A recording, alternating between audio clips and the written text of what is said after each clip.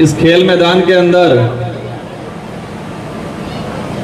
आप सभी जो उपस्थित हैं, हम सभी को स्वतंत्रता दिवस की खूब खूब शुभकामनाएं देना चाहूंगा आप सबको दिल से। इस कार्यक्रम में हमारे मंच पे विराजमान यहाँ के स्थानीय विधायक जी, शंकरलाल जी, एसडीएम साहब, यहाँ के नगर अध्यक्ष, साथ ही प्रधान जी और पुलिस प्रशासन से हमारे डिप्टी साहब, तहसीलदार साहब, इस नगर के समस्त नागरिक गण और इस प्रांगण में एक शानदार जो प्रस्तुतियां दी गई है, ये स्वतंत्रता दिवस 78वां स्वतंत्रता दिवस मनाया जा रहा है। हमारे लिए, हमारे देश के लिए और इन बच्चों के लिए एक गौरव का दिन है। ये दिन हम सबके अंदर एक जोश जुनून भरता है और सागवाड़ा के अंदर ये जो कार्यक्रम आयोजित किया गया, पूरे आयोजन कमेटी को और साथ ही एसडीएम साहब को, सीपीओ साहब को धन्यवाद देना चाहूंगा कि आपने शानदार पहल करके ये नयापन लाए, उसके लिए मैं आपको तहे दिल से धन्यवाद देना चाहूंगा। साथियों, कार्यक्रम आज पूरे देश के अंदर हो रहे हैं और सांसद बनने के बाद शायद बड़ा कार्यक्रम सागवाड़ा में पहली बार मेरा आज हुआ है, मैं आज उपस्थित हुआ। कई कार्यक्रम के निमंत्रण आए थे, मुझे 5 साल मिले हैं इस लोकतांत्रिक व्यवस्था के तहत। मैंने विचार किया मैं हर एक साल एक विधानसभा में जाऊंगा और पहले साल ही मैंने सागवाड़ा को चॉइस किया कि इस बार सागवाड़ा में जाएंगे और मैं इन 5 सालों के अंदर स्वतंत्रता दिवस, गणतंत्र दिवस इन 5 विधानसभा में घूम कर निकालूंगा और कोशिश करूंगा अंतिम साल, अंतिम एकाधा अवसर यहां दोबारा दूंगा। साथियों, आज ये स्वतंत्रता दिवस, ये स्वतंत्रता जो हमें मिली, अगर इस देश के अंदर लड़ने वाले नहीं होते, बलिदान देने वाले नहीं होते, अंग्रेजी हुकूमत से लड़ने के लिए साहस वाले लोग नहीं होते, तो शायद यह दिन आज हम नहीं देख पाते। स्वतंत्रता की लड़ाई की अगर बात करें, एक लंबा दौर चला। हम अखंड भारत की बात करते हैं। आज हमारा भारत देश अनेक आक्रमणकारियों से गुजरा है। अंग्रेजों से पहले मुगल आए, इस देश के अंदर कई आक्रमणकारी आए। मुगलों का राज रहा, राजा रजवाड़ों का राज रहा, अंग्रेजों का राज रहा और एक दिन लोकतंत्र स्थापित हुआ और हमारा देश 15 अगस्त 1947 को आजाद हुआ। वो पल ऐसा होगा, उस रात को, उस दिन इस देश की जो जनता क्या सोचती होगी, एक सुकून भरा महसूस किया होगा, कितने खुश हुए होंगे वो लोग। आज हम 78वां स्वतंत्रता दिवस मना रहे हैं। आज हमें खुशी है कि हमारा देश 1947 को आजाद हुआ था, लेकिन 1947 15 अगस्त 1947 के दिन जो तात्कालीन जो लोग थे, उन्होंने कितनी खुशियां मनाई होगी। उस दिन कल्पना की थी कि ये जनता का राज आ गया और उसी इस लोकतंत्र को व्यवस्थित स्थापित करने के लिए नियम कायदे बने।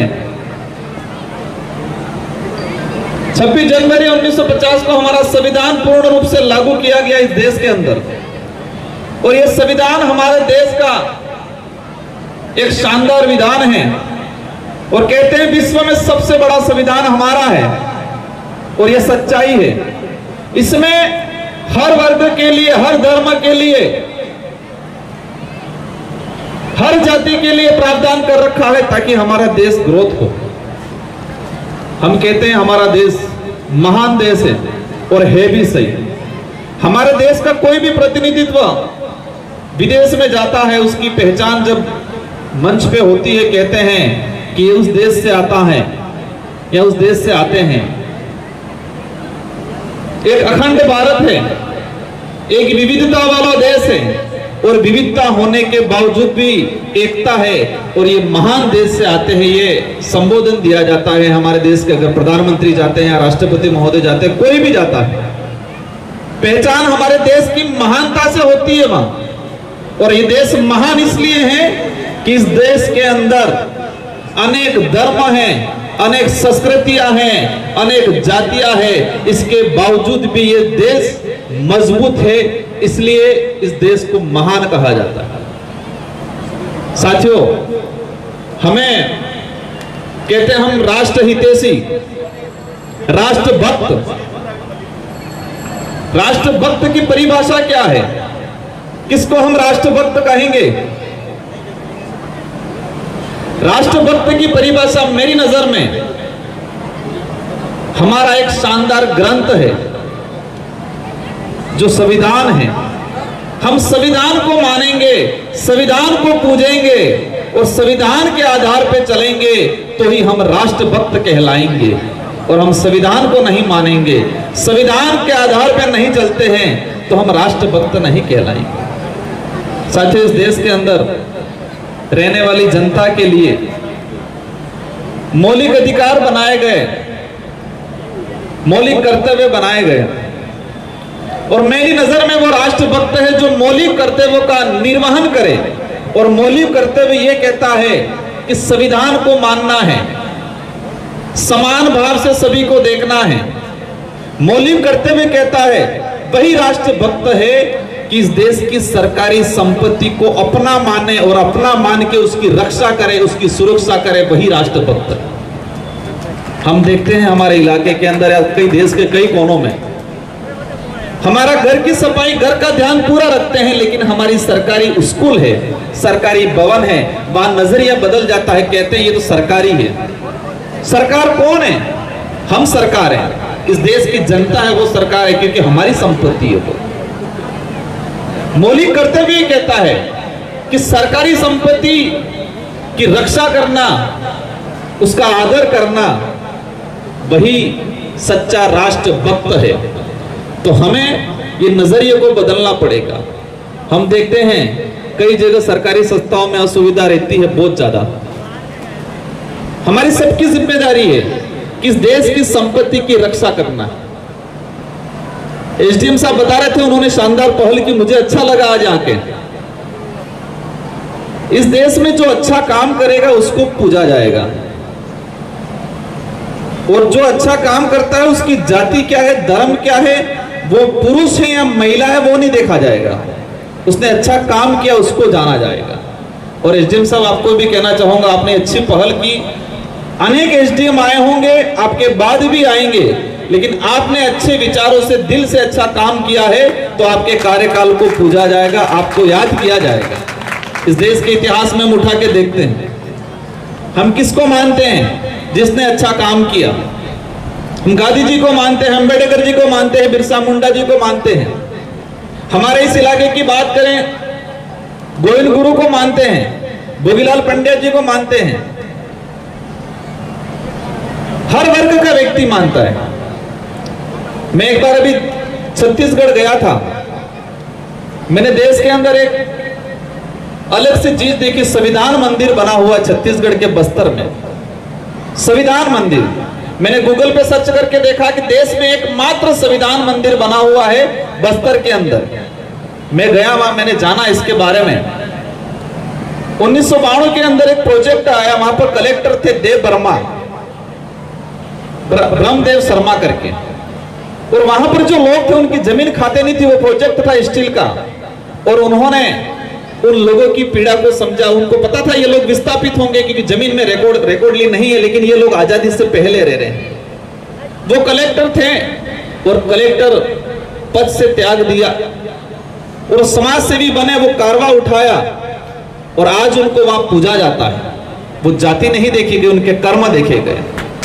देश के एकमात्र संविधान मंदिर बना गया। पूरे आसपास के जो एरिया है, जितने जो गांव हैं, वो संविधान, कोई भी बड़ा कांड होता है तो संविधान मंदिर जाते हैं और संविधान की कसम खाते हैं, सच झूठ का फैसला वहां करते हैं। ऐसे ऐसे कई हिस्से हैं हमारे क्षेत्र में। मामा बालेश्वर को सब जानते, बांसवाड़ा के लोग, हम भी जानते, पूजते। आज बांसवाड़ा में हमारे यहाँ के लोग दूसरे देवताओं के मंदिर नहीं, इतना मामा बालेश्वर के हैं। मामा बालेश्वर यहाँ के नहीं थे, यूपी के थे, वो भी ब्राह्मण कम्युनिटी से आते थे, लेकिन उन्होंने आदिवासी समाज के लिए काम किया। वो जितना ब्राह्मण कम्युनिटी नहीं मानता है उतना आदिवासी समाज उनको मानता है और आज पूछता है। मेरा कहने का अर्थ ये है कि हम कर्म अच्छा करेंगे तो लोग याद करेंगे, और कर्म जाति या धर्म देख के नहीं, इंसानियत सबसे बड़ा धर्म है, और उस आधार पे हम कर्म करेंगे तो इस देश का विकास होगा। ये देश तब बढ़ेगा, इस देश में रहने वाला प्रत्येक वर्ग आगे बढ़ेगा, इस देश में रहने वाला प्रत्येक धर्म के लोग आगे बढ़ेंगे। और हमारा देश का संविधान इतना शानदार है, हर चीज की स्वतंत्रता देता है। कई बार मैं कुछ बात को लेके मैं यहाँ पर नहीं कहना चाहूंगा, लेकिन हमें हर चीज को समझना है। कोई व्यक्ति कह रहा है, उसका तर्क क्या है, उसका कारण क्या है और उसका उद्देश्य क्या है। ये देश हमारा है, हमारा क्षेत्र है, मैं सांसद हूं, मेरी जिम्मेदारी है इस क्षेत्र का प्रतिनिधित्व करना, और मुझे 5 साल का अवसर मिला है। और मैं इस कार्यक्रम के माध्यम से आप सबको आश्वस्त करता हूं कि अवश्य इस क्षेत्र का शानदार प्रतिनिधित्व करेंगे। और मेरा एक उद्देश्य है, इसमें आप सबका साथ चाहिए। शिक्षा के क्षेत्र में क्रांति लानी है हमें, और वही इलाका बढ़ता है जो शिक्षा के क्षेत्र में क्रांति लाता है। हमारे इलाके में एजुकेशन के मामले में हम डिग्रियां जरूर प्राप्त कर रहे हैं, लेकिन क्वालिटी वाला एजुकेशन प्राप्त नहीं हो पा रहा है। तो ये हमारी सबकी जिम्मेदारी है। मैं पहल करूंगा, आप सबका इसमें साथ सहयोग चाहिए। हमारे एमएलए साहब हैं यहाँ, प्रधान जी हैं, हम सब मिलके, हमारी राजनीतिक लैंग्वेज अलग हो सकती है, लेकिन क्षेत्र का डेवलप, क्षेत्र का भविष्य की लैंग्वेज, क्षेत्र के भविष्य की भावना हमारे सबकी एक होनी चाहिए। क्योंकि लोकतांत्रिक व्यवस्था में पार्टियां बनेगी, सबके अपने अपने विचार होंगे, लेकिन क्षेत्र का विकास की बात होगी, भविष्य की बात होगी, हमें सबको मिलके। और मुझे पूरा भरोसा है कि हम सब मिलके इस क्षेत्र के डेवलप को लेके, एजुकेशन को लेके, यहाँ का जो कुपोषण बढ़ रहा है, यहाँ पर जो बच्चे शारीरिक रूप से कमजोर हो रहे हैं, इन सारी कमियों को दूर करने के लिए नहीं पहल लाएंगे। मैं समझ रहा हूँ आज कार्यक्रम काफी लंबे चौड़े होंगे, कई बच्चे तैयार होकर बैठे होंगे, विचार कर रहे होंगे हमारा नंबर कब आएगा। हमारी 3 बालिका खड़ी भी हो गई है, लेकिन मैं अंत में यही कहना चाहूंगा, ये देश को मजबूत करना है, और मजबूत तभी हो पाएगा कि हम सब मजबूत होंगे, सब क्षेत्र के लोग मजबूत होंगे, सभी जाति के लोग मजबूत होंगे, तो ही ये देश मजबूत होगा। और एक बात आप सब याद रखना, इस देश पे जब भी संकट आया है तो किसी लड़ते वक्त जाति धर्म नहीं देखा गया। देश की धरती, इस माटी को महत्व दिया गया और सबने मिलकर लड़ाई लड़ी। आजादी की लड़ाई में हिंदू भी था, मुस्लिम भी था, ईसाई भी था, सिख भी था, सबने खून पसीना बहाया है इस देश को आजाद कराने में।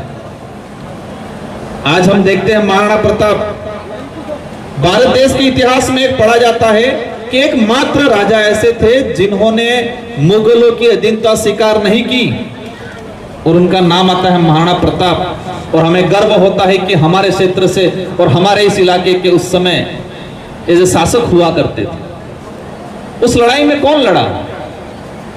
उस लड़ाई में सेनापति मुस्लिम भी था, आदिवासी भी था, सबने मिलकर लड़ाई लड़ी। और आज भी इस देश को बचाना है, इस देश को ग्रोथ करना है, मजबूत करना है, हम सबको मिलकर करना पड़ेगा। बाकी हम जाति और धर्म में बढ़ जाएंगे और धर्म के आधार पे सोचेंगे, धर्म के आधार पे काम करेंगे, सक्सेस नहीं जाएगा। ये संविधान स्वतंत्रता देता है हर व्यक्ति को अपने हिसाब से अपने धर्म को मानना या नहीं मानना। हम सबका सम्मान करेंगे, क्योंकि सबका सम्मान करेंगे, सबको स्वीकार करेंगे, तो ही ये देश महान कहलाएगा। इसी भावना के साथ मेरी बात को मैंने यहाँ रखा। मुझे उम्मीद है आपने सुना होगा, उसको समझा होगा और इसको पॉजिटिव एनर्जी के साथ अमल में लाएंगे।